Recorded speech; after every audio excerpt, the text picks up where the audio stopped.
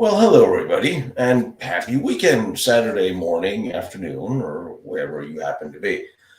We just finished the last, or the first, one of the first walkthroughs of the 19th fort surrounding Modlin, and we got to chatting. And first of all, there's a whole lot of you guys that I'm seeing having had surgery or is having surgery, and I don't know if this is because we're heading for March, but it seems to be the time of year where everybody has to take care of themselves.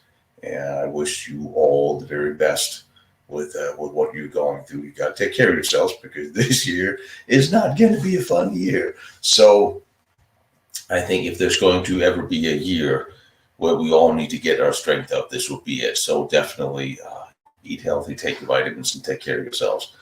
We're going to need it. And then I saw a whole lot of new people in the chat, which is awesome. And for those of you who are not usually with us, I always try to be in the chat whenever something premieres every week. And I see a whole lot of new names, and that's awesome. So welcome to all the new names. And also the older names I haven't seen for a while. Welcome to you too. And I'm going to try to keep an eye on the chat here. There's a couple of things I want to talk to you guys about. Hey, Tom, and you're here too. You missed the episode. Oh, you love the tunnels crawling through. We're not done with the forts. I went to see as many of the forts as I could, and you'll see more episodes from there. Then we're going to compare them to the French forts that were built up until World War One, and see how they compare. Excuse me. And well, again, that's all the other stuff we're going to do. But the things I wanted to talk to you guys about was my constant drinking problem of energy drinks, coffee, and espresso. No, that's not it. YouTube is not exactly revenue heavy anymore. Gotta say. So I'm looking at different things and different types of episodes and different things I'm going to do. There's a few things. And I want to run it by you guys, because if you're watching the live chats, or you're actually watching this, you are one of the key players that keeps me doing what I'm doing. So your opinion is important. What is also important, and what I would like to do, is, of course, reach more people and get more people into our little world. And I'm looking and I'm trying to figure out, with all the algorithm enemies and all the stuff that's going on and making this hard, how do we do that? Yeah, and you got clear of cancer. Damn outstanding. Well done. Well done. Very well done. Congratulations. That makes me very happy. Okay. Cannot activate subtitles.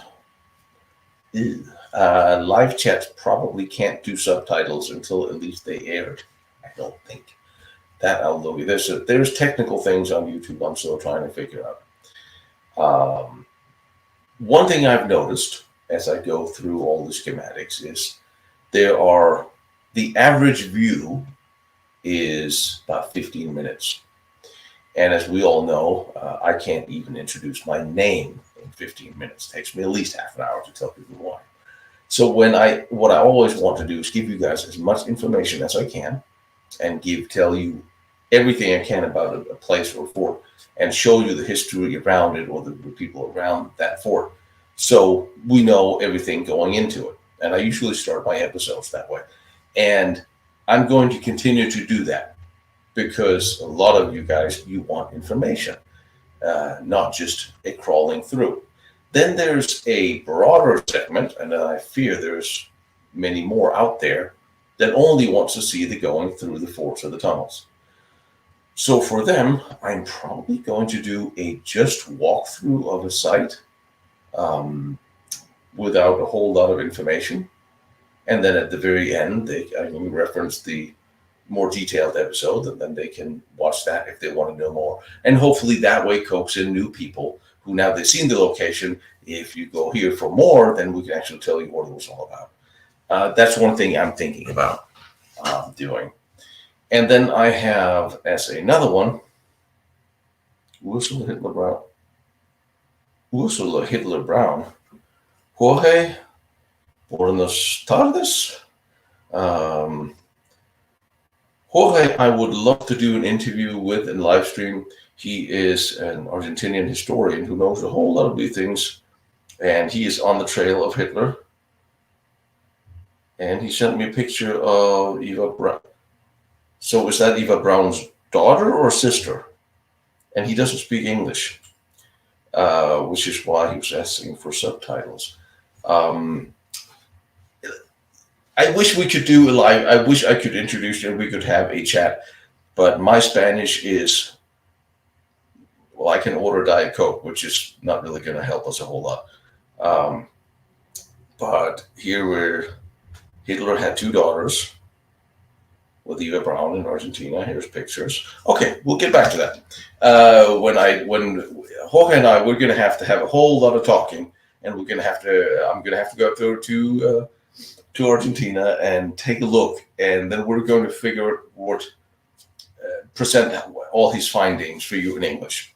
But anyway, what I was saying, I love it when you guys reach out and with information and bits and pieces, even if I don't always respond right away. And I know, I'm sorry, I have so many emails, and I am beating myself up to try to get everything done, and also planning the next trips and all that stuff. And yes, Joseph will come back on.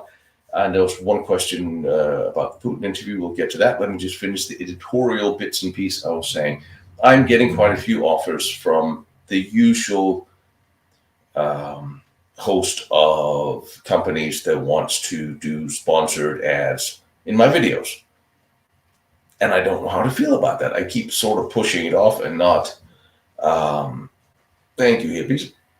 It's because I just had a rock star and a cup of coffee. I don't know how to feel about the whole advertisement thing. I really don't. Obviously, I can only do what I'm doing because people are watching, there's revenue. And honestly, with the memberships and Patreon, that results in more in revenue than the commercials on YouTube. And steadily since 2020, the YouTube revenue have sort of declined by 60-70%, depending on how bad a year. Sometimes it's down into very little digits, and it used to be more fun, and I don't know. So anyway, I'm getting a message from Jorge again, and because he writes me through Google Translate, and I'm really curious what he has to say. She's recognized in the culture. Oh.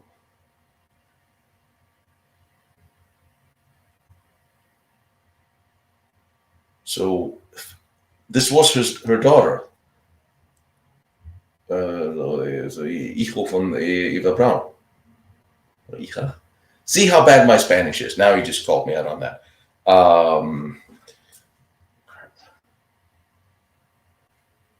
This was Eva Braun's daughter, ? Or daughters. Well, we all know that if she had any kids. Christoph, thank you, buddy. I am live. Thank you, damn it. Anyway, I want to hear what you have to say about the whole advertisement thing. I see a lot of videos that, they start with, this is what I'm going to talk about, then it's going to be a 2-3 minute introduction of a VPN or something. For some reason, it's usually VPNs. I have no idea what they pay. I have no idea what the commercials they require. They would like me to do my programming. Number one, I don't want to advertise something I am looking for a VPN, but that's beside the story. I don't want to advertise something I don't believe in, or I don't see the use for, or I don't feel I can recommend. But I don't know, how do you feel? I feel honestly, personally, I feel I would be selling out if I started putting commercials. If it was really worth it economically to the point where it would really, the income from doing commercials would cover really cover trips, then okay, then it really has, then it has a function. But, you know, and you don't have to write me now. Some of you guys are not watching this live. You'll see it later. What do you think about sponsored ads or YouTube revenue on, or advertisement revenue on the videos? It's sponsorship ads are easy enough to skip over. Yes, that's what I do to them. I skip ads, which then I'll just feel bad for the advertisers. Just make a commercial channel and put them on it. Well, this is the commercial channel. The other channel, the car and bike channel, will eventually return as I have time to do more content on that. I'll see what they say, but it's like I say, I get quite a few of them, and you see, that's it. I don't want to just go for money. I don't want to. I feel like I feel like I'm selling out a little bit. I take history serious, and I do what I do, and you guys are. I mean, you guys are actually the ones helping me out with all the equipment and gear and bits and pieces. And Machine will have a cow when I explain to him what it is I want him to build for my camera, because I'm not sure how it's going to work. Oh, and Jorge's back. Oh. You interrupt me all you want. I was just telling people who you were and why I can't have you on because of my bad Spanish and your bad English.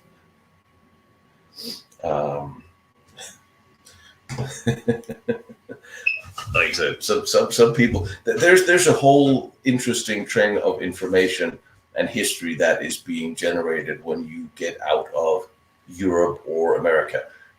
I've always said, and I said this before, if you ask a historian in America, go to the Smithsonian, then the Vikings were never here. There was a little bit of a lump of them up in Nova Scotia. That's about it. If you go to Europe or you go to Scandinavia and you ask a Viking historian, they'll tell you that the Vikings were crawling all over most of North America, as a sense of common knowledge. And it's funny because and I see it and I don't understand why in America there's such an aversion to changing. Well, okay, rewriting history here constantly by tearing down statues and all that nonsense. But we keep finding runestones in America, and they keep being disappeared, confiscated by the police or sent to the Smithsonian, never seen from hear from again. There's been mile markers with Egyptian hieroglyphs found in the Louisiana Delta. Although this is about 90 years ago, but they've been noted and have been reported. We just don't want the history other than the official narrative, and that's a little bit annoying. So when you go to South America, you go to Argentina, and you start talking about the Germans or the Nazis after the war, there everybody knows that they came. They all knew that Bormann was there, and of course everyone's talking about Hitler was there. And I've always said, well, I kind of want to know. I always withhold my opinion until I've seen a bit more evidence. Jorge has been sending me a whole lot of that evidence, a whole lot of documentation, and I said, well, I'm going to go there. And we're going to go visit the Führer's grave at some point. So that one I very much look forward to. We're talking about the submarines. And just bring back some talk about them.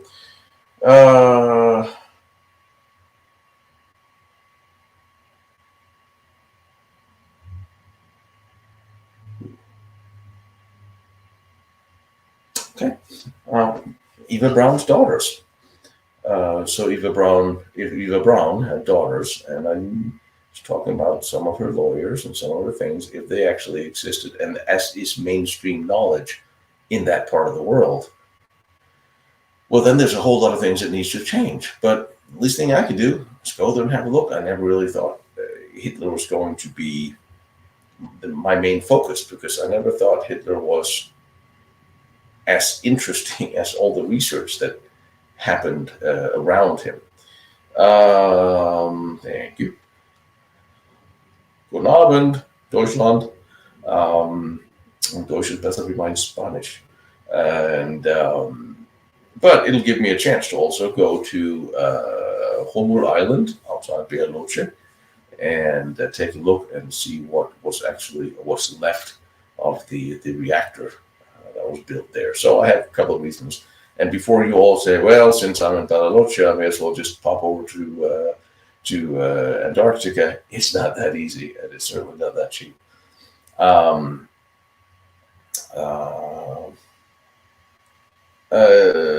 of the family is Prussian and Danish, and the family was knighted in Denmark in 1874. And I also have a notation that there was part of the family that was knighted in 1440. And that still doesn't buy me a cup of coffee, but I do like to throw it at the Austrians because they always get upset when somebody has a cooler title than them. Anyway, so that's we'll talk about that research and send me pictures of Eva Braun's daughter, which is really cool. And Eva Braun's daughter lives in America. I take it she lives here under an assumed name. See, that's the kind of interesting conversations I like to have. And now, so questions. The Putin interview with Tucker Carlson. I've only seen the first 45 minutes. I will be the first to say I am a free speech all the way. And I absolutely think we need to hear what everybody has to say. I think it is imperative for the understanding of people on our side, on opposing sides, that we hear what they have to say. And then you say, well, they're lying, they're propaganda. It doesn't matter. We have to hear what they have to say. There are people in Washington that are constantly talking about undermining and destroying this country. I will like to hear what they have to say because they mean it. And if I don't hear what they're saying or listen to what they're saying, I won't know what to expect. And it's not like Hitler and Stalin had a shortage of interviews done with Western media. And what was the gentleman went to interview bin Laden. So come on out. We get off Tucker Carlson's back. He was brave enough to go there, ask for the interview, and get it. Good for him. Outstanding. I mean, we're talking about networks that are where most of them have blocked a former president from appearing on their network. They're stifling speech, thought, conversation. They like whether you like Trump or not.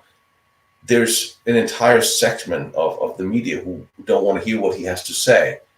And I keep saying, well, if you're afraid of what these people are saying, then you are the one who has a problem. But that's what we're looking at in the West now. We're looking at an enhanced and deliberate stifling of freedom of speech, completely and utterly destroying freedom of speech.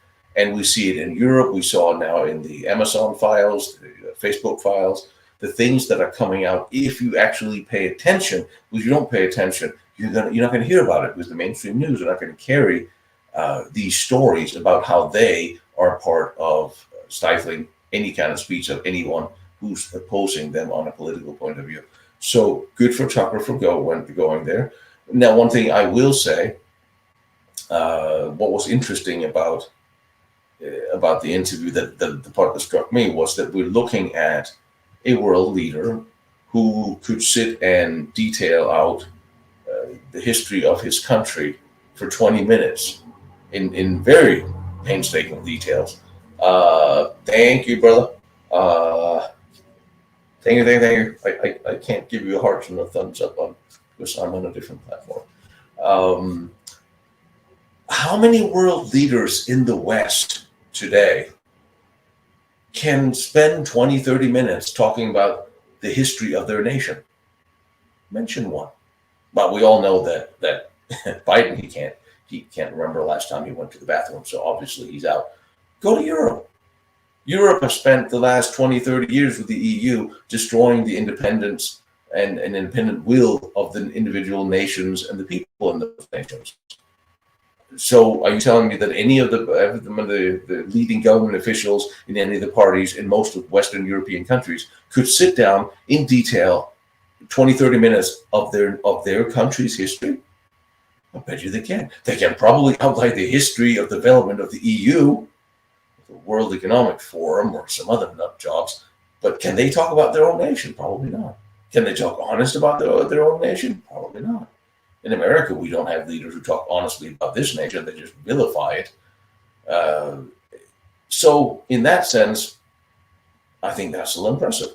Now, if you go to Poland or you go to Czechia, Slovakia, Kosovo, Ukraine, you can probably find people, politicians, who knows more about their individual country's history than most Westerners.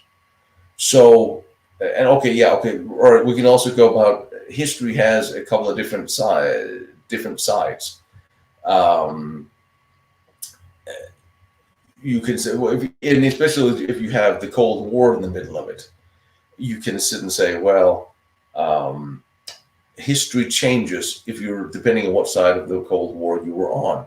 If you were in Russia or Poland or any of the Eastern Bloc countries, your history, the education you received on history, is different than what we have received out here. Obviously, both sides are vilifying the other side, but also about your own nation. If you have countries that lived under communism, they all know that what communists do is they just not different than what the Nazis did.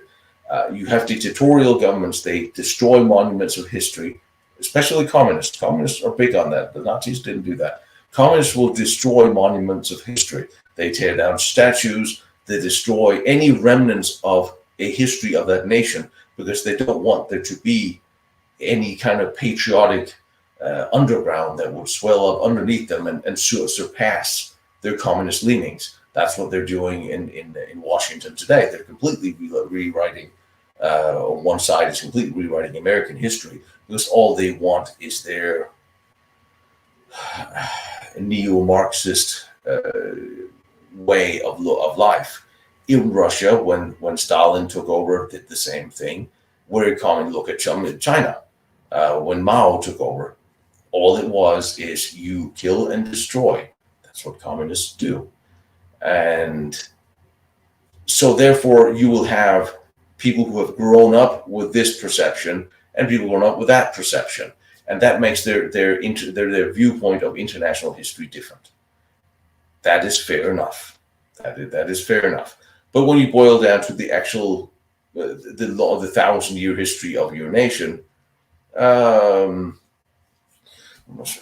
mean, yeah, but the problem, then you also say, you always say that communism, communism is great because it's never been done right. Because you can't do communism right.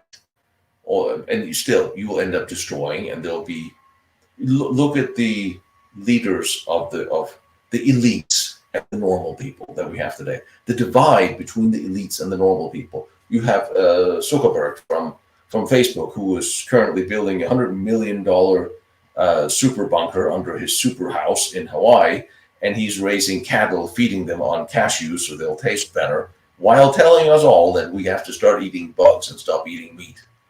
That's the divide we're looking at now. And it would be hard for me to not expect more and more people to start waking up to the fact that the ones who are in charge are not looking out for your best welfare. And they're using the perception of history to dig into that. Here they dig in and use slavery as everything, as end all be all.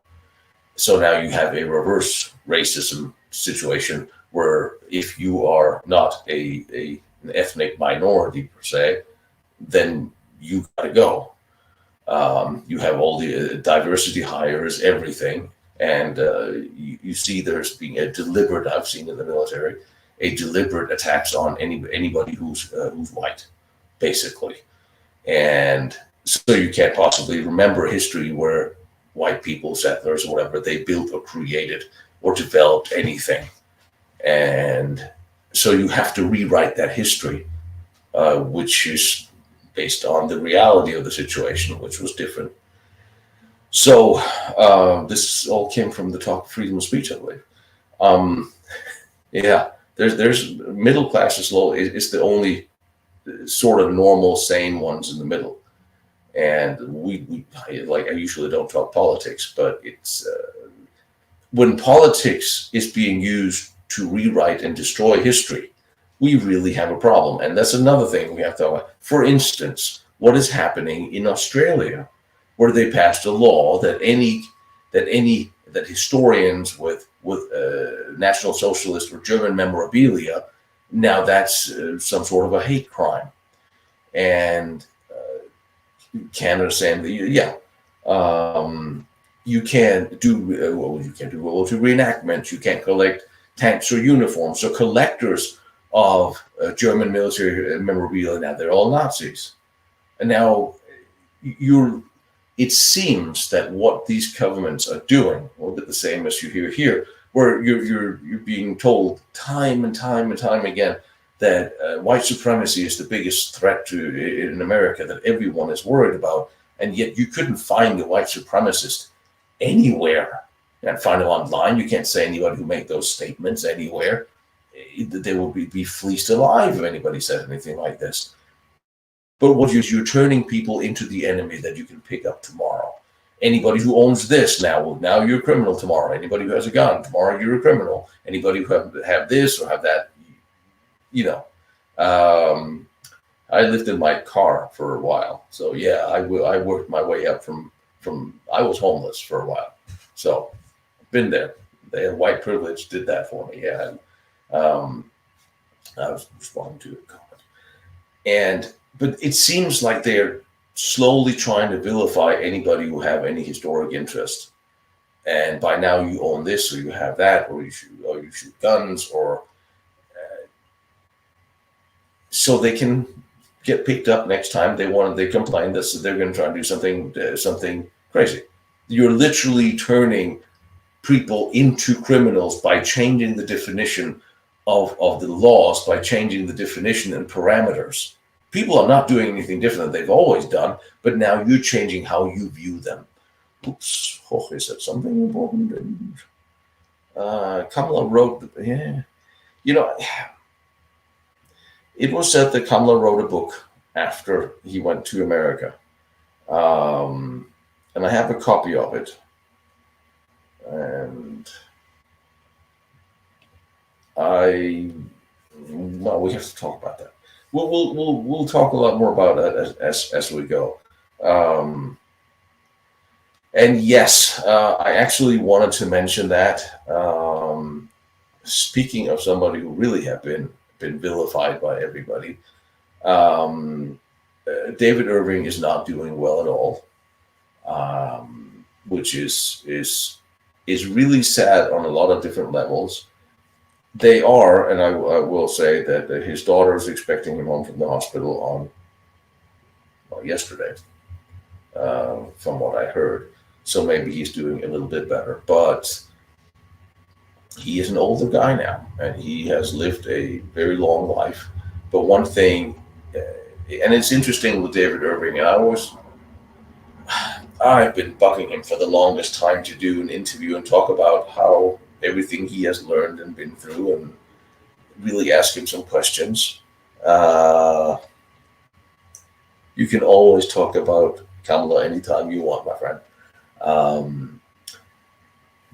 Because I have watched every one I could find of David Irving's lectures and speeches, and read many of his books.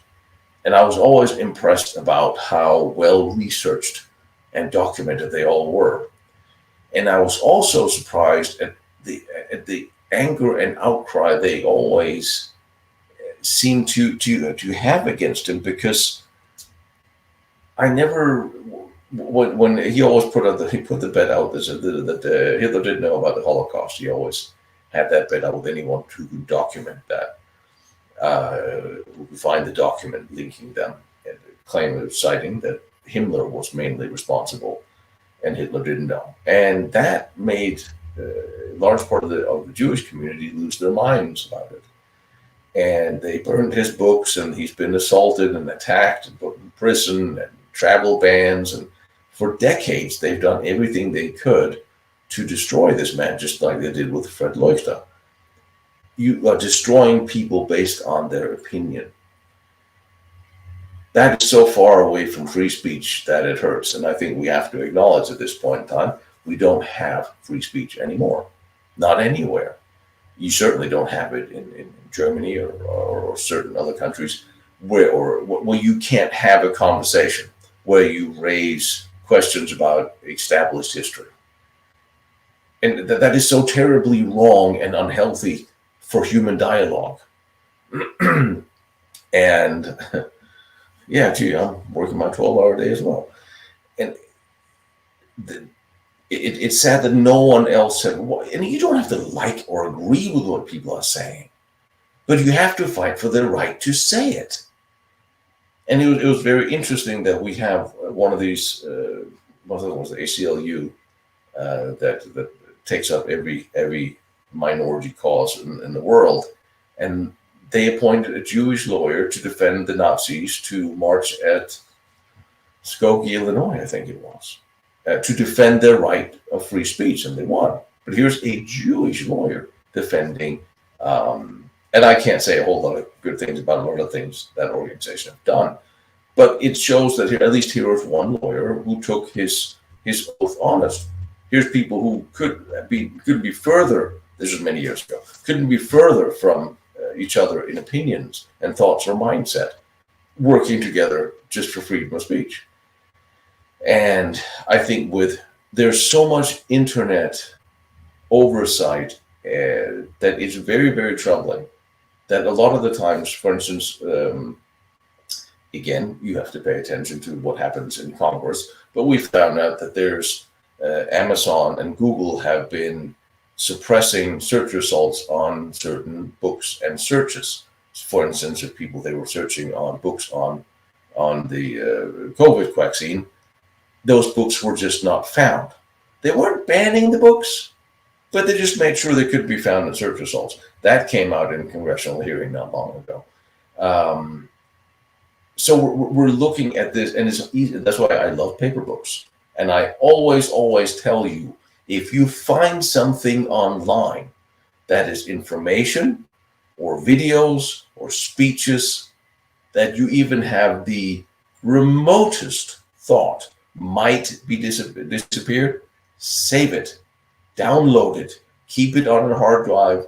I have everything I've ever filmed, everything I've ever researched and found. I have it backed up on my computer, backed up on several hard drives, several of them not in my house. So if my house burns down, I can still go retrieve all my information. And I urge you to do the same thing, because I will upload to the website the book, and I very much love Jorge, but there's two sides of that story. It is said that Kamala wrote that book.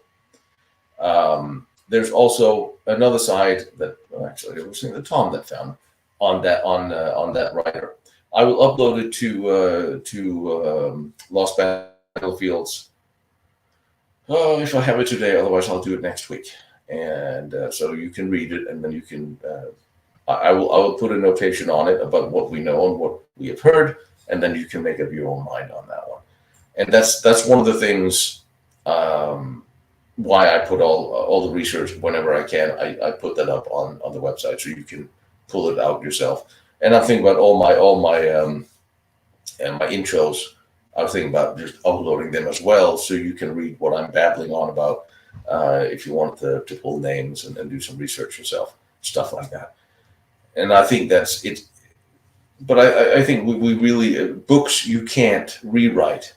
Anything online, you can rewrite or edit or change. And I thought it was very interesting how I saw last week, a speech by the Texas governor where he talks about how Putin was right and Russian invasion was justified, all these things like that. And it comes out that this was made by AI bot, and you can't tell. So now you're going into a world of deepfakes. And it's really, really scary, because tomorrow you may see me do a video. Okay, I don't think anybody's going to do a deep fake of me. I really don't think I'm that important. Just an example. Tomorrow there could be a video made by an AI of me coming out of the closet. I'm a new tranny, yay.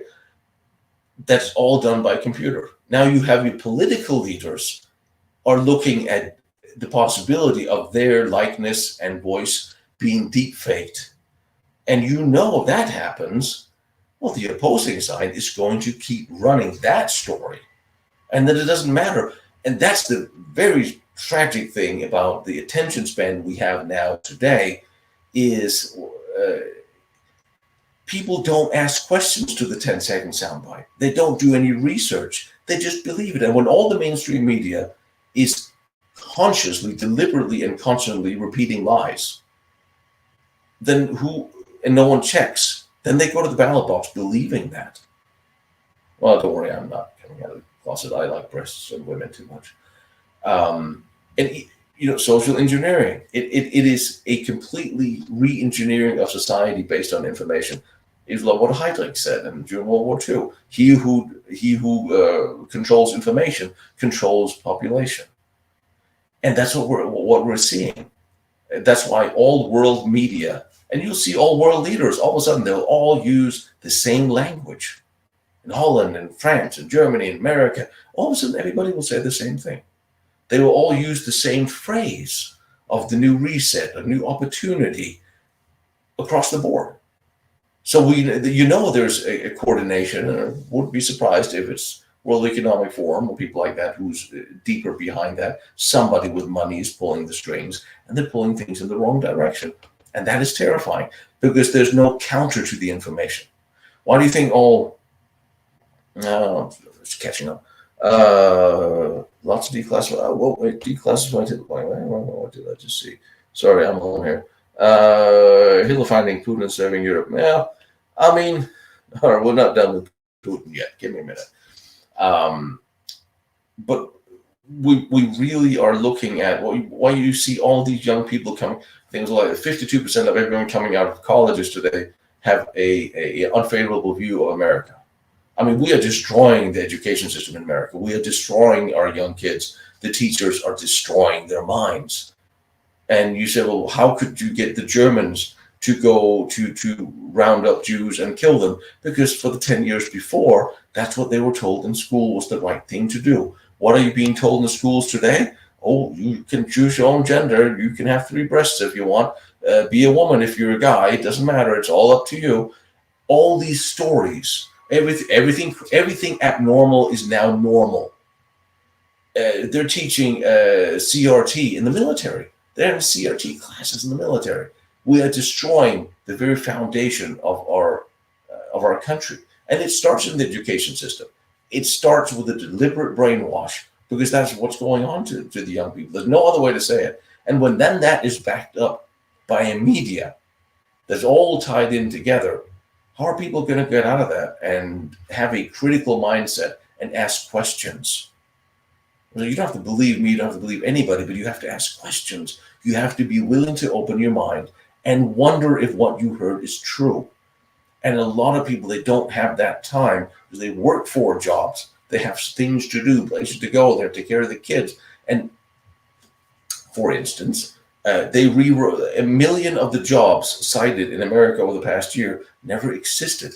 It's deliberate misreporting. They keep telling us, oh, the economy is growing. We have more job growth this year. The last quarter was up. But also, they rewrote the criteria for the reporting. Jobs are down. People have less money. But you keep telling everybody that you have more money and you're doing well and you're doing better. That is not true because we all know it's not true. But then we hear it on the news. Well, maybe it's just me that's not doing well, but everyone else is. Nothing. You really have to dig. And it's scary because if you start thinking and really start researching what is going on and what the elite governments are doing, we are in so much trouble. And where do you go? Who do you work for? I'm like, hang out with a pretty girl or a pretty guy and have a beer and a drink and live life, because what else are you going to do before they destroy and take your cheeseburger away? Hang on. John says something interesting. 28-year law enforcement veteran, and I'm seeing the same things. Sadly dangerous. Yes. I pulled my application years ago from joining the law enforcement, from joining LAPD Reserve, because I saw what was going on. I'm like, I don't want this. I have so many colleagues I'm working with now who are white police officers who've all been suspended after righteous shootings, completely righteous, who have been drilled out by these Soros DAs, have the careers destroyed, and they did the right thing. But no, I want to get rid of everybody. So, we're sort of back to, yeah. Oh, even Janet, Yellen from the Fed, she also said, isn't it? They're not expecting prices to go back down. Why should they? After all, salaries are going up. You hear them say that they don't care and have no understanding of what's going on in your life. And the divide between them and us is at this point in time staggering. And just for the sake of it, thank God for the farmers in Europe. Thank you. You find a farmer, you buy him a damn cup of coffee, because the farmers are fighting the fight that we should all be behind. We have an elite that's trying to take away our food supply, who are all openly talking about how we need to reduce the population number by a few billion. Well, how do you reduce a population? Well, they're probably not going to just expire on their own, so I guess you have to starve them to death. They are all saying it. They're saying what they're going to do. And they all wonder, gee, why did Hitler do what he Hitler was never going to do what he said he was going to do. Hitler was one of the few politicians who actually did exactly what he said he was going to do. So you can say the same thing for the World Economic Forum and the elites of today and the Bill Gates and all these Muppets, because they're telling you exactly what they're going to do. They're going to limit your travel. They're going to limit where you can go, your freedom of movement, your freedom of speech, and your freedom of self-choice, self-governance, and food. Because the world you grew up in and everyone here, that world, they're going to do everything they can to destroy unless normal people step up. And I don't know how that step up is going to look, but I somehow don't think for it to be effective, it's going to be pretty. And thank God I'm a historian, because so fun. Thank God, I will get to live through the worst crises of this planet. And I can say, unfortunately, because can I just go back to 1984 and start all over again? We're now living 1984, and what's coming is going to be a nightmare, and all we can do is prepare for it and stand together. Because there are far more normal people who does not want this than there are of them. But they have all the media, so it sounds like we are the minority, being a normal, conservative-minded, self-thinking individual. And you the same, because you have an interest in history, otherwise you wouldn't be here. This is really not a history talk any. But we are looking at history unfolding, and our future generations. We have a young generation coming out of college and high school now in America who will never know what we had. They will never know the world we lived in, where we could ride a bicycle to school, where we could eat a cheeseburger, or in Denmark you could have a red hot dog because the EU took that away. You could have a crooked cucumber, can't have that, EU took that away. You have the vacuum cleaners that work, can't have that, EU took that away. And you could have foods that didn't contain whatever Monsanto decided to genetically engineer in the food. They'll never know a common sense way of life. They'll never have a normal prom where boys and girls go out and dance and make out. They'll never have a school where you get to get into fights and then you get yelled at by the teacher and then you go back to. How will the kids grow up? Some of them will grow up never knowing that there are winners and losers, because now everybody gets a trophy. And if you don't know how to lose, then you'll never know how to win. Not everybody's a winner or loser. It depends on the hard work you put into it. Or maybe you're lucky enough to win the lotto. And we had a Big Mac eating competition. I mean, the common sense is disappearing, but that generation will never know the world we had. I mean, the Cold War, we can look back on with fondness of the fact that we had common sense and security, mass immigration. We had people, our neighbors were like we were. And that doesn't matter if they were black or white. They were still the same mindset. Everybody worked hard for what they had. Criminals were put in jail, put in prison. I mean, the good old days, and it's not that long ago. But it really not that long ago. That's the interesting thing, duck and cover. And it's coming back, and they're using the same talking points. And the Greens, dear Lord, come on. I don't know how we can reverse this. These people have been brainwashed for decades. How do you reverse that?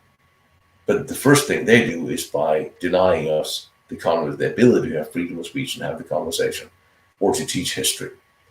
No, I don't think things are better in Europe. That is the saddest thing. Europe is just the same, except they have more bad ideas. Europe's politicians are smarter than they are in America, because in Europe they will just do the things, just like the. Did you ever have a conversation about if it's medically sound to have a 5G cell tower everywhere in your backyard? No, you haven't heard that conversation officially, because when there was, I'm not going to mention the country, but there were countries where the doctors in the health departments, in the governmental health departments, said, wait a minute, we can't just put up these 5G towers. They send out 100 times more electromagnetism than people are used to. We need to understand if this is healthy or if this is good or bad for people in the long run. Well, those doctors were fired, and then it was implemented quietly by the EU. They just do things. You wake up and all of a sudden your favorite snack food is gone. All of a sudden there's a tower outside your window, and you don't know anything about it, and you can't really do anything. Who are you going to complain to? So, no, the EU is just as bad. They're smarter. And then you look at people like Gruesome Newsom up here in Hollywood, in San Francisco. He has no idea that we're not, that what's going on in his own state. He just looks at the EU and go like, ooh, that's a good idea. Let me do that stupid thing. Well, let me do this stupid thing. He wants 40 billion. He wants us to go all electric cars by 35. Have you seen? I've never been to Los Angeles. Have you been to California? Have you seen the infrastructure here? We can't fix the potholes. We have a rainy weather and the electricity goes out. We have the worst infrastructure imaginable. I've seen better roads in Ukraine, and I'm not exaggerating. Electric cars? Are you insane? But in the EU, they had to implement, put all the 5G towers up, because otherwise they can't have self-driving cars by 2027. Any of you guys asked for a self-driving car? Do you know what a self-driving car can do? It can also be turned off by the powers that be if they think you're driving too fast or going in a place you shouldn't go. They put speed controls, and they can just look at it and go, well, wait a minute, that stretch of road, if he went 120, he'd only go 100. Just send him a ticket. That is the world of control you're going to. My next car is made in 1945 or 56. I'm not doing this. I'm going to start going backwards because I'm not living in the world of over control. Hell, I'll move to some jungle state or buy myself a bunker and wrap it in tinfoil. But that's the world. We had that freedom. And it's interesting when we talk about David Irving, that he was the first person they really went after, governmental, international, and blocked for travel and speech and put in jail just for his opinion. He had his opinion based on the research. And it's interesting because until they really started going after him, I never saw in any of his speeches, any of his books, anything anti-Semitic at all. And I know David had Jewish friends. So, and now we get to live with a digital control. And next, there's going to be AI. And from the people I know who have been trying to implement some sort of AI control, it's not going to be pretty. And I also know that we are marrying weapon systems to AI, which will then start teaching itself and learn faster than us. And then all of a sudden, Terminator stops being a movie. But if you look at warfare and the history of warfare, the drone warfare that we're seeing in Ukraine, which is now a testing ground for new technology, and I feel damn sorry for the Ukrainians, I really do. And I'm not talking about the oligarchs or the politicians in Ukraine. I'm talking about the people who are dying. I feel sorry for the Russian soldiers who are dying because most of them most certainly didn't want to be there, and the Ukrainian soldiers didn't want to be where they are now. They're killing each other in very new, very high-tech ways, and the U.S. Army have still barely figured out, oh, drones, what's that thing? Oh, a carry bomb. Oh, imagine that. Should we do anything about it? I haven't seen any initiatives. We have all this smart tech, and tomorrow you can be chased down by a DJI with a mini grenade. Warfare is going to change, and I'm not seeing any any of the transgender sensitivity training initiatives in the U.S. military or law enforcement. That's actually preparing people for the fact that they can actually be killed. But fortunately, I will then say that a lot of the transgenders in the military, as far as I understand it from what I've seen last, those who are transitioning or transgenders in the military, they don't have to pass the PT tests, and they're non-deployable, but they're still eligible for being promoted, of course. So they don't actually have to go to war. And a friend of mine, an old lieutenant colonel friend of mine, he always said, for every initiative the military has or law enforcement, there's only one question that needs to be answered. How does this make us win wars? And if that can't be answered in an affirmative, it is something we don't need. It is an initiative we do not need. And right now, every agency, every company who's doing the ERC, and they're all about inclusion and all this nonsense, how is this making your product better? How is this making your law enforcement capabilities better by hiring people like this? How is it making the military better? Comes to mind that the plane that just rolled off the runway in Hawaii I think it was a month ago, high-tech, very expensive surveillance plane, was flown by an entirely black female crew. Just ran into the water. Not saying that's why, but I'm saying that if you lower the standards, and they were complaining that air traffic controllers are overwhelmingly white men. Well, white men are pretty good at handling stress. I'm just saying, and usually we haven't had that many problems with planes running into each other like they did. Was in Phoenix Airport, 2 planes ran into each other on the ground. If you lower the standards, people will die, and then they'll come up with an excuse why, and then they'll blame Trump for it. It's just insane. It is absolutely insane what's going on, and it burns me to no end to see what's happening in this country. They can't figure out if between 8 or 30 million illegal aliens have come in to this country over the last 3 years. 8 million is horrifying. That's the ones they know of. That means there's more.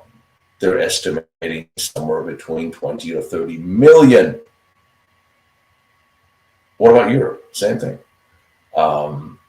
We're destroying our countries, and it is deliberately being done. It is not a failure on the border when it comes to the Biden-Obama administration, and Biden surrounded by Obama people. This is not don't ever believe or listen to what they're saying when I'm going all out now. I'm mad. I'm mad because I'm seeing the country I love is being destroyed, and I'm seeing European countries being destroyed, and it's being done deliberately by politicians who no longer give a damn about their population or about the people they claim to represent. In Europe, the politicians have their head stuck so far up the arse of the EU, they no longer care or represent the locals. The same thing in Washington. They have no idea what they're doing. And the Democrats didn't fail on the border. This was a deliberate opening of the border. They reversed all the policies that were working, that were keeping people out. They didn't fail. They've done exactly what they wanted to do. And that's what burns me when you have all these Muppets sitting in there, Republicans sitting there, you failed at the border. No, you didn't fail. They didn't fail on the border. They did exactly what they wanted to do. And they're destroying this country. Why do you think I'm sitting here with a gun and a fence and barbed wire? Because everywhere around there are carjackings and people getting assaulted. And who's getting this the worst? Children and women. And no one gives a damn. We have 4 million plus women and children being sold into sex slavery every year, and no one gives a damn. There's no votes in it. So you claim to care, but they don't care. So anyway, now that I'm sufficiently pissed off. We're not done talking about Vladimir. It doesn't really matter. It doesn't really matter what Vladimir he said. I will watch the entire interview, of course, more because now you told me I had to. For me, in 1991, Russia acknowledged Ukrainians' independence and borders. So whatever, I'm absolutely I'm sure it will come up in the conversation, that expansion of NATO have prompted a response. It's certainly given Putin a reasoning for holding back or doing what he did in Ukraine. Certainly, that's part of it. There's also a very large explanation on his part or on the Russian part that Ukraine or parts of Ukraine used to belong to Russia. This used to be that. It used to be that. That is just not good enough, because you acknowledged their independence in 91, just like we did, the Germans did, the Italians did. Ukraine was an independent nation, and you cannot just run around and invade independent countries. And quite a few of the Ukrainians are really not on board with being Russian anymore. And if you want to go by that logic, well, Norway used to belong to Denmark. So, saying my family was part of my family was in Prussia. So Kaliningrad, which is today Russian, well, that used to be East Prussia, and I don't know how many Prussians there are left, but I think I should take that over. I also need to have a big chunk of Poland to make up for Prussia. I think Prussia should come back. I mean, where's that logic going to go? Everywhere used to belong to somewhere else at some point in time. Everything was Roman. Are we going to give most of Europe back to the Italians? I mean, there's a point in 1942 where everything was pretty much German. It's not an argument that holds water in a civilized society, no matter how you twist and turn it. If you wanted to invade Ukraine to keep NATO from expanding, say so, because I would actually believe that that's the reason. It still doesn't make it right, because you invade another country. Is there a reason on the Russian side of this argument? Yes, they have a reason. Does it hold water in a just world of laws? No. So it doesn't really matter what he says as a reasoning. It doesn't hold water since 91. And I don't exactly know. I think the Ukrainians, and it bothers me that there's a lot of Americans that think, well, we don't want to send to the Ukrainians, they're all corrupt. I'm sorry. Given the government we have in Washington, are we pointing fingers at the Ukrainians for being corrupt? Really? Because I don't think I've ever seen as corrupt a government as I have in America as now. So I really don't think that's the argument for not helping Ukraine. We don't have any money. That is a very good, what we're 33, 34 trillion in debt in 10 years. They estimate $110 trillion in debt. We are seriously FUBAR in this country. We don't have any money. Maybe if we start cutting a hole, maybe if we didn't send thousands of dollars, give thousands of dollars to illegal aliens who come into the country, give them free cell phones, feed them, clothe them, house them, maybe that we would have a little more money of that.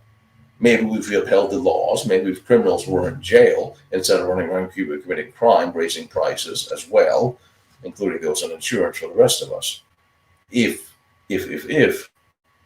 But we don't have money for it. Things could be balanced out, and fortunately for everybody, I'm going to be president. You don't have to worry about it. But we need somebody who's going to fix things the hard way, and it's not going to be nice. And the free ride is going to be over when we run out of money. Social Security is going to run out. It's unfunded for 10 years from now. In the Federal Reserve. Yeah. You know what happened? The president who mentioned that they wanted to do that, by the way. Well, let me see. Was it Lincoln and Kennedy? It's funny how the system defends itself. And American Criminal Guild, yeah. I have no idea what the CIA is actually doing. I always wanted to know. I'm still wondering how they're going to do with my FOIA request. Now, I have a lawyer that's helping out there that wrote me. So we'll see. But anyway, when it comes to Ukraine and Russia, I hope they find a way to end this, because there's just too many good people that are dying, and I don't know. It's funny. I actually contacted the Trump campaign because I wanted to hear from them what exactly he's planning on doing. I know he says he's going to end the war, the conflict, he's going to end the fighting because you want the dying to stop. That is very chivalrous. The problem is, yes, you can probably end the fighting by stopping the fighting, having a ceasefire. Everybody stays where they are, ceasefire. What happens during ceasefires? Well, we learned that during the Vietnam War. When there's a ceasefire in a certain place, everybody uparms and prepares for the next round of fighting. You can probably stop the Ukraine war fairly quickly by just having a ceasefire. And then what? Is Ukraine going to give up 20% of their territory? Is Putin going to give up all the territory he has taken before his election next month? Not that matters, but. And John saying, as a disabled veteran, I can't even get help buying a house because I don't make enough. Yeah. I mean, so, well, there's a reason why everyone in this country now have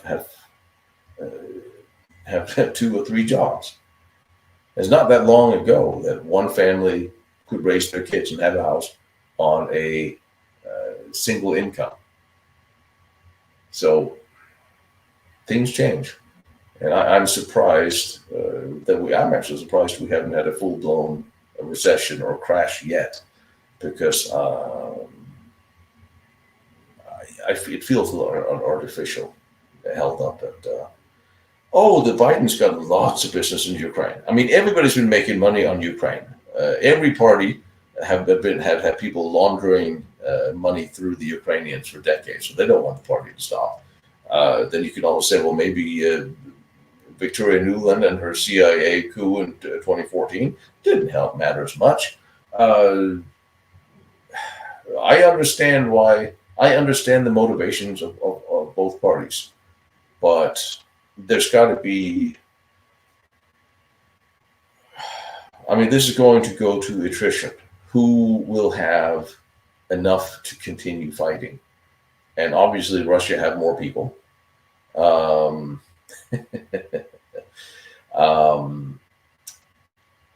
They are.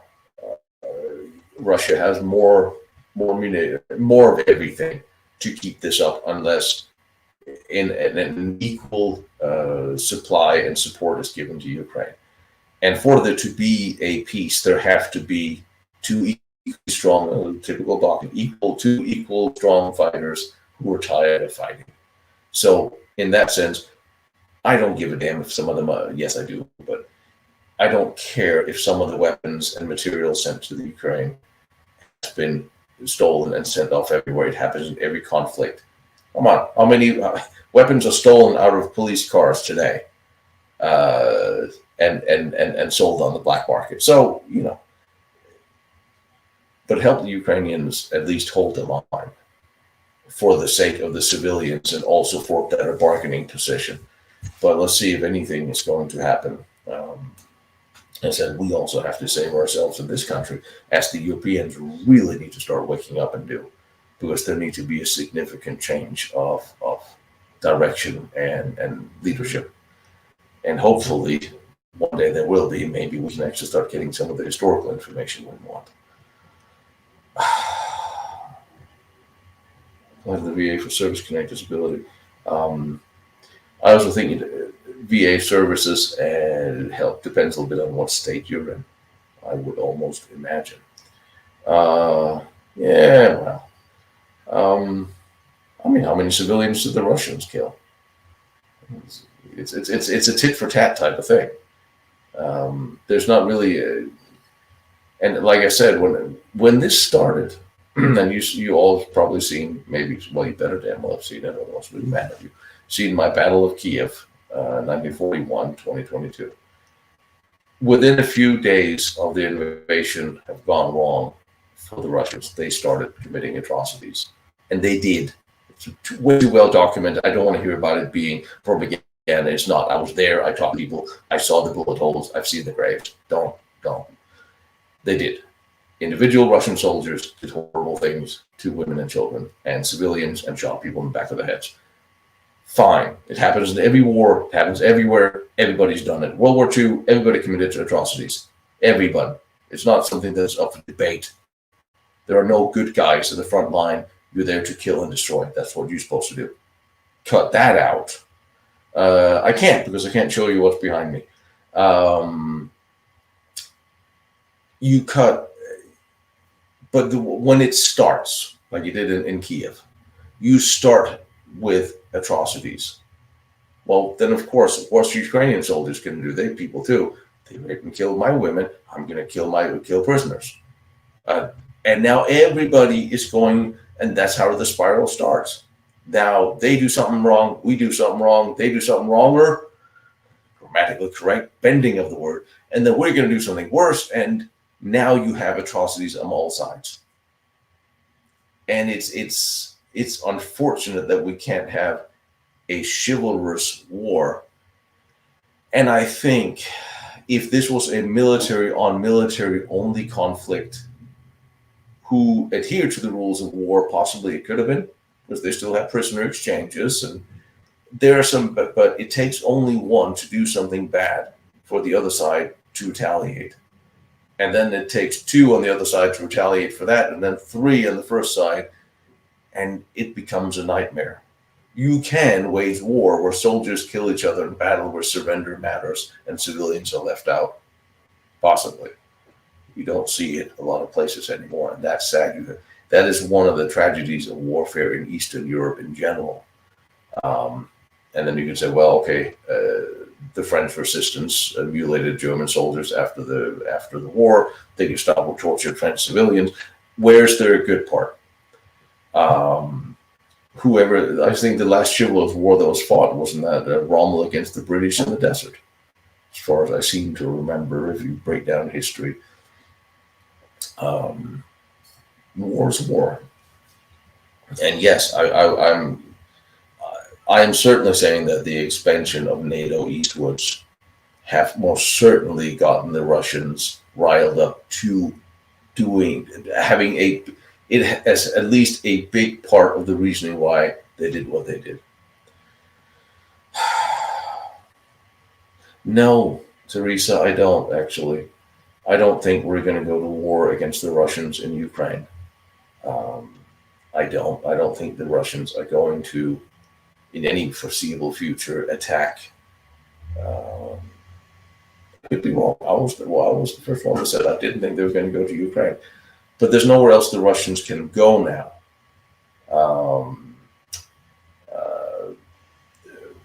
Without hitting a NATO country.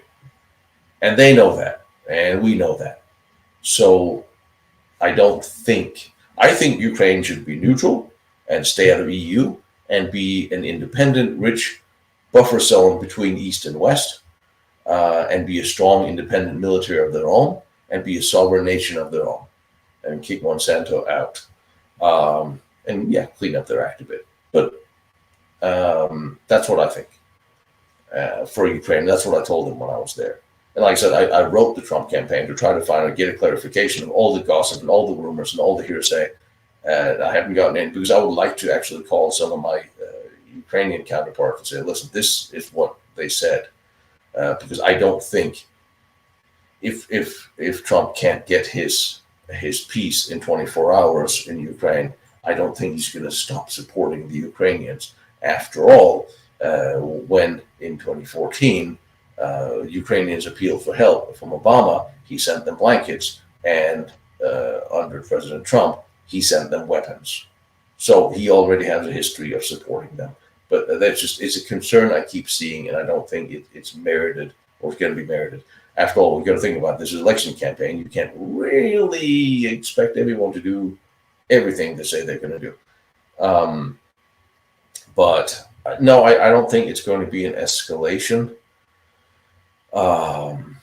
The Middle East have sort of more of that potential, but as long as we have who we have in the White House, who has shown general support and sends general tons of money to what we actually have as adversaries, I don't think they're going to start a war with them. You look at the, what did they hit? 84, 86 targets after the Houthis have killed three of our soldiers. after a couple of days. I think the body count number, they launched 150 munitions at 85 or 86 targets, and they killed, what, 16 people? I think was the official death toll. You launch over 100 munitions and you kill 16 people.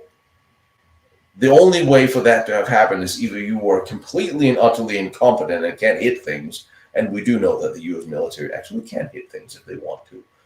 But somebody must have warned these people to not be there, because there's no way on God's green earth you're going to not kill more than 16 people.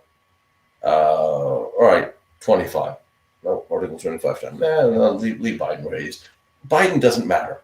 He's not running the show. He never was.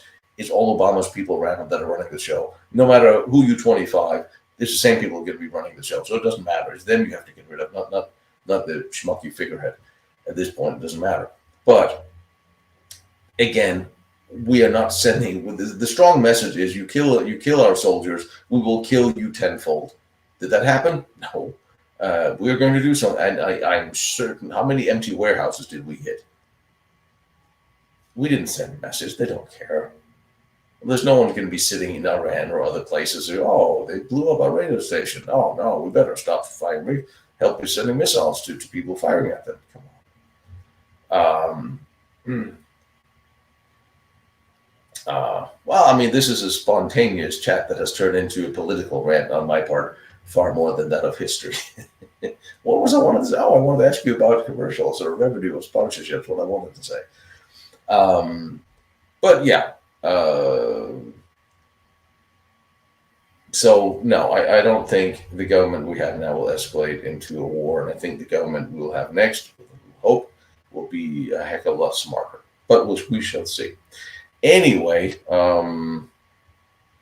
before this turns into a political programming, which I should probably maybe set up a different channel to, I don't know, Common Sense, we should probably start a Common Sense Party Globalist edition, so we could find enough common sense people there. And anyway, if there are any other, I am going to, what have we learned from history? Apparently nothing.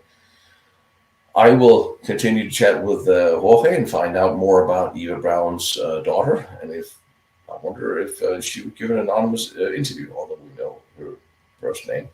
The radium connection. Oh, give me some more information. Need a little more trigger on that. Yeah, I mean, I agree with that, Michael, probably.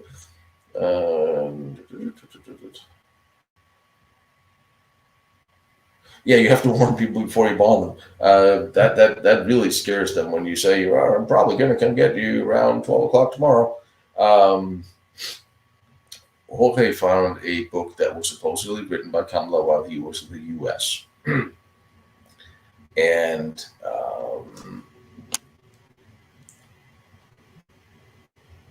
hang on, let's read this. Well, yeah, we send a lot of stuff to the Ukrainians, but we really didn't send it in a timely manner, did we? That's the thing. We held on for a long time. We should have sent them everything immediately. But anyway, so that's what I'm saying. The help we've given them is just enough to just hang on, not really enough to win, and we knew that. Anyway, so the book. It was stated it was a book that was written by Kamala while he was in the U.S. under an assumed name. And there's also another side of that story, because that author have been cited to be somebody else. I believe it was as a French guy that was also cited to be that person. I don't know. I will put it up on the website, and we'll see. You judge for yourself. Like I always said, I'm certain that Kamala survived the war. I'm pretty sure he went to America. Oh, I'm certain. He didn't go to Argentina. He went to America. And there's actually, I have three or four locations of graves where he's quite possibly buried. People in the CIA, they will know, and if there at some point I actually would care to give up that information, because he's not somebody who will just fall off the planet. I mean, unless Kamala, he's has been living in Aldebaran and not aged at all. Yeah, he probably is a bit too old to come out of retirement. I mean, besides, I mean, every other person in Austria seems to be an engineer, so we have enough engineers. We just need a couple of ruthless ones, I guess, or a hider or something. But anyway, I just wanted to jump on and say hi to everybody, which I have now done for a long time. What we're going to do, I'm doing a couple of very long, detailed episodes that's coming up. It just takes me a little while. For instance, I went to all the fighting compartments of Ibn Amara, and it is I have 4 hours laid out, whittled down to 3 hours, and it takes time to get all that put together. There's a couple of other very long ones. There's going to be the Battle of Warsaw, or all the 5 battles of Warsaw, 44 to 45. The Battle of Przemysl, which I really love. So there's some stuff coming on. We're going to have a lot of crawl through interesting places, and the Polish force and also the French force, just to see how they're different with Roger. So that's coming up. But if there's some more simple crawl throughs, problem is a lot of the places we've gone through, there's just no information to tell. So we'll crawl through them. And while I'm doing that, that makes it easier, quicker to put together. I'm going to go for something bigger, heavier, and more detailed. So we'll get to that as well before I get to Europe. I am hoping for a quick trip to Europe very, very soon. We're going to wrap up something in Zittau and in Vienna. And apparently I'm also stopping over at Czechia, Prague. There's a new friend who's all on board with showing me some strange secret underground places. Big fan of that. Yeah, I think we should have a deeper look into Ori Station Tour. But we need to go visit the archives up in Vienna as well. And Poland, of course. And then maybe a quick stop through what's it called, Denmark. And then for the summer, I would love to say this summer, Norway and Finland. I would very much like to. There's a lot of distances up there of things, and I need some more locals who know where things are. And I have a couple of people that wrote me also from Finland. I would love to see the Mannerheim line, if not all of it is behind the Russian border at this time, but we'll see. And then I guess I have to go to Kosovo to find that turret. And I got to go see Roger, people to do. And then, of course, there's Austria, maybe pop around. There's some places in Italy, also NATO headquarters. And then, of course, Poland. I'm hoping to go back to Ukraine with one of the units we've been training over here, just to follow them to the front, see how they're doing. We'll see how that goes when I get there. It also boils down to money. Since for some reason the military department will not pay for my trips to a country that's at war while I am still under their colors. So, ta-da. Anyway, you all have a great Saturday. Go have fun. I'm going to make some coffee, make some more coffee. And to all the new faces I see, it's awesome to see new faces, even if I want to see you in Avatar. And to all you new faces, remember to join us on the Discord, where we all chat, and I graciously ignore every other message in question. I'm sorry. I'll get there. One day I'll have a young, cute secretary named Cindy who will read them all out aloud to me and take down in dictation what I'm saying so I can actually get through things. But until that day, it's going to be on my time. You guys have a good weekend. Be well, be safe. Remember, it's Super Bowl Sunday tomorrow for those of you who care. And on Monday, it is Monday.